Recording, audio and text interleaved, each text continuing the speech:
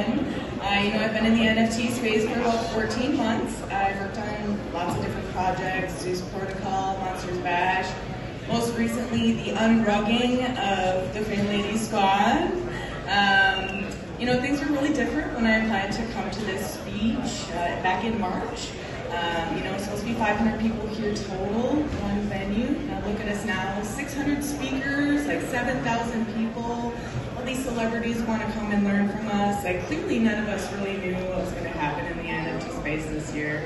But the idea of bubbles, the fear that we're in this big NFT bubble that is going to burst and leave us all wrecked has been a constant the entire time I've been here. In fact, I used to also fear this bubble and then started to think about the last 14 months in this space and realized we've seen a lot of smaller bubbles burst already in this space. For example, collectible projects, they didn't used to have a website, a Discord, none of that, utility roadmap, none of that. It was just you minted something, you put it up on Twitter and you would sell it. One project comes through with a roadmap, all of these other projects go to zero. That's an example of a bubble bursting that really is a great thing for the space and something that we need to kind of move forward. People think that everything's going to go down by 90%. Well, maybe the reason we're going to go down by 90% isn't going to be a mass exit of the NFT space, people not wanting to be into NFTs anymore, but the opposite, a ton of new people coming into the space that have great ideas that none of us have ever thought about. And they might put our projects down to zero, but it's going to be a good thing. Embrace the bubble. So what can you do to not get left behind by the bubble bursting? First off, don't make it a self-fulfilling prophecy. I've consulted on probably 40 projects in the last year, and they're all planning for the next 2 to 3 months.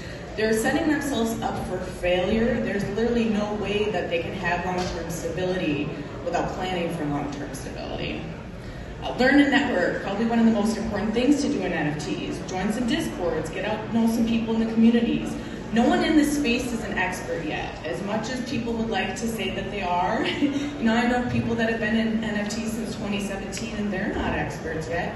None of us are. You get into this bubble where you just talk to certain people about things and you don't have a real sense of the full space and the full possibilities of what NFTs can do. Innovate. If you aren't trying to come up with the next best thing in NFTs, you're just following what everybody else is doing. Doing what everybody else is doing, same roadmap, same website, same cookie cutter art, that might get you a payday, but it's definitely not going to be bubble proof. Find a way to make people feel loved.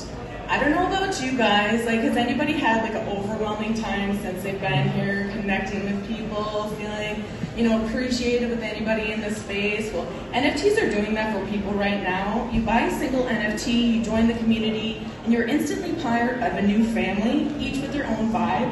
Do you think people buy ETH and they feel like they're a part of something? Not really. But when you buy an NFT, you literally feel like you joined the cool kids table at school. For some people, this has been sorely needed since COVID started, and for others, it's been needed for much longer. If you can make your community feel loved, they will follow you into a new project or rebuild when the bubble does burst. Think to yourself, is your community worth sticking around for if the price dropped 90%? If you're able to build the right community, it's even more motivating to keep that project or community alive regardless of the price of the NFTs. Utility. When I first planned this speech, I thought I was going to come here and tell everybody, make NFTs with utility, because in March, nobody was doing that.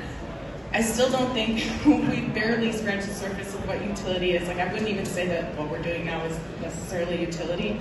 But imagine a resort where when you book a hotel room, you get an NFT. The customers don't even understand that it's an NFT. It's just something in their wallet that they go, they scan it, they get into their room. And you think that company is going to be affected when the bubble bursts, even though they're using NFTs? That's really utility for NFTs. That's what we should be working towards, not donations and merch and stuff like that. Now, I can't tell you what projects are going to be around 1, 5, or 10 years from now, but I can tell you who will be around in terms of the people. And you're either out here grinding, learning, and growing in the space, or you're flipping your way to retirement. Now, if your project goes down 90%, is it worth it to you to spend the next 3 years learning and building? Or are you just trying not to lose money?